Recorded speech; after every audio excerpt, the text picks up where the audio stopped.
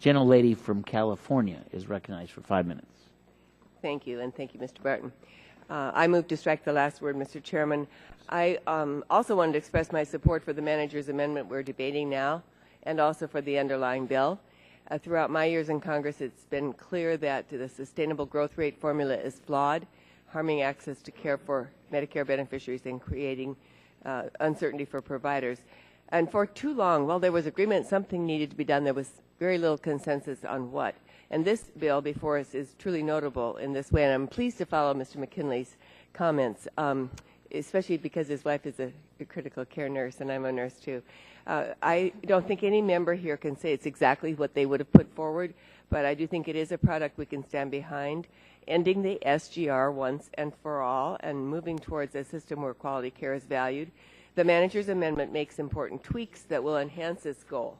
I'm particularly pleased to see two issues that I discussed in subcommittee markup included here. The amendment, and this is where I follow Mr. McKinley's statements, the amendment acknowledges the critical role that non-physician providers can and should play as we move to more coordinated models of care. I hope we can continue this conversation to ensure that the list of providers adequately reflects the real-world application of the medical home model. And I'm also pleased to see that this legislation addresses the unfair gypsy payment scheme. It's a huge step forward for providers in my district who've been continuously underpaid for the work that they do. And I thank the leadership on this bill for addressing these issues. But I also want to express my support yet again for a clear pathway to deal with the extenders package that traditionally accompanied SGR delay and addresses ongoing issues in both Medicare and Medicaid policy like the therapy cap. And we now need to also take some action on this.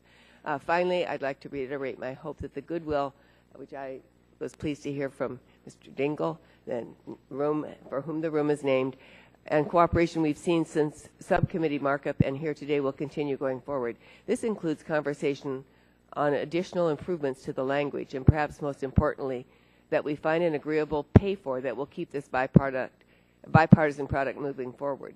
I also hope the goodwill we have seen through this process will continue as we deal with other issues in this committee.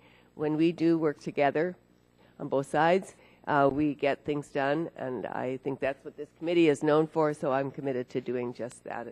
And I'll yield to someone else or yield back. I'll yield back. Gentlelady yields back.